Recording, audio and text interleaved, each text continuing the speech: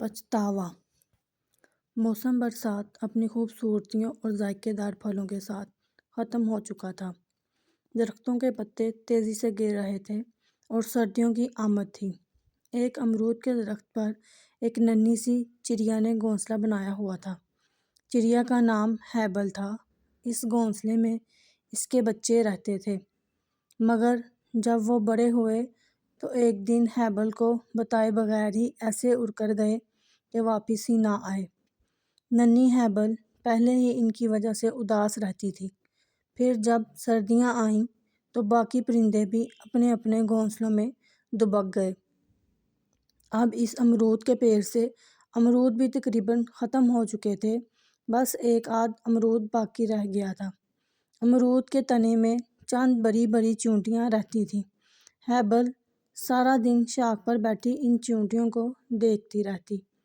سردیوں میں جب کبھی چیونٹیوں کا راشن ختم ہوتا تو ہیبل سے امرود مانگنے آ جاتی۔ ہیبل امرود کے ٹکڑے کاٹ کر نیچے پھینک دیتی کہ انہیں اٹھا کر نیچے نہ لے جانا پڑے، اور یہ چیونٹیاں آسانی سے امرود کے ٹکڑے اٹھا کر اپنے بل میں گھس جاتی تھیں۔ ہیبل کی چند بڑی چیونٹیوں سے دوستی تھی۔ اس کی دوستوں میں جینی، کینی، مینی شامل تھیں۔ گزشتہ کئی دنوں سے بہت سردی پڑ رہی تھی۔ ہیبل کو کوئی پرندہ نظر نہ آتا تھا۔ وہ بہت اداس تھی۔ اس کا دل چاہتا کہ کسی دوست سے باتیں کرے، مگر کوئی بھی اسے باتیں کرنے کے لیے نہ ملتا تھا۔ اس نے سوچا، چلو جینی، کینی اور مینی سے ملتی ہوں، ان سے بات کرتی ہوں تو طبیعت خوش ہو جائے گی۔ ہیبل نیچے آئی اور چیونٹیوں کے بل کے باہر آ کر آوازیں دینے لگی۔ جینی، باہر آؤ، کینی، میں ہیبل ہوں۔ کوئی باہر نہ آیا تو اس نے پھر آواز لگائی، مینی، دیکھو مجھے تمہاری ضرورت ہے۔ مگر وہ سب تو اپنے گرم بستروں میں مزے سے لیٹی گرمیوں کی جمع شدہ پھل اور خشک میوہ جات سے لطف اندوز ہو رہی تھیں۔ وہ سب خاموش رہیں۔ کوئی بھی اس کی بات سننے نہ آئی۔ کئی دن گزر گئے۔ ہیبل کمزور ہوتی جا رہی تھی۔ کوئی انسان باہر نہیں نکلتا تھا۔ مہینے بھر سے شدید دھند اور سردی نے انسانوں کو بھی گھروں میں قید کر دیا تھا۔ کچھ لوگ بیماریوں کے خوف سے بھی باہر نہیں نکلتے تھے۔ ہیبل بیچاری کا سردی اور اداسی سے یہ حال ہو گیا تھا کہ وہ اٹھ کر چل بھی نہیں سکتی تھی۔ کچھ کھانے کو بھی دل نہیں چاہتا تھا۔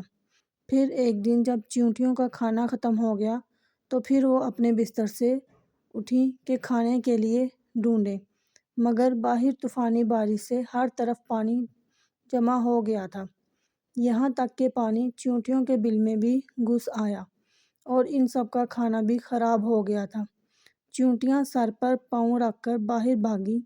اب سوائے پیڑ پر چڑھ جانے کے ان کے پاس بچاؤ کی کوئی تدبیر نہ تھی، نہ کچھ کھانے کو تھا۔ اب وہ جلدی سے گھونسلے کے پاس گئیں اور ہیبل کو آوازیں دینے لگیں، مگر کوئی جواب نہ آیا۔ جینی نے آگے بڑھ کر دیکھا تو وہ اوندھی گری ہوئی تھی۔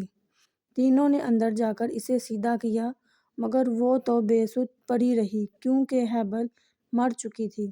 اس کے پاس چند ٹکڑے امرود کے ویسے ہی پڑے ہوئے تھے۔ پھر انہیں خیال آیا کہ شاید اس دن ہیبل ان کے لیے کھانا لائی ہو، مگر انہوں نے گرم بستر سے اٹھ کر ہیبل کی بات سننا ہی گوارا نہ کیا تھا۔ اب وہ سب رو رہی تھیں۔ باقی ساری چیونٹیاں بھی پیڑ پر چڑھ رہی تھیں کیونکہ نیچے سارا پانی تھا۔ اب آسمان پر بادل گرجے تو پھر بارش ہونے لگی۔ سب نے مل کر ہیبل کے گھونسلے میں پناہ لی، مگر اب وہ بہت زیادہ دکھی تھی کہ ہیبل کتنی اچھی تھی، انہیں کھانا بھی دیتی تھی۔ اب وہ جب مر گئی تو بھی اس نے سب کو پناہ دی تھی، مگر جب ہیبل اداس تھی تو انہوں نے اس کی بات سننا بھی گوارا نہ کیا۔ ہائے اللہ، ہمیں معاف کر دینا، ہم نے اپنی دوست کی پریشانی میں کوئی مدد نہ کی۔ مگر اب ان کے پاس رونے کے سوا کوئی چارہ نہ تھا۔ بچوں، سخت سردی میں اپنے آس پاس کا خیال رکھیں۔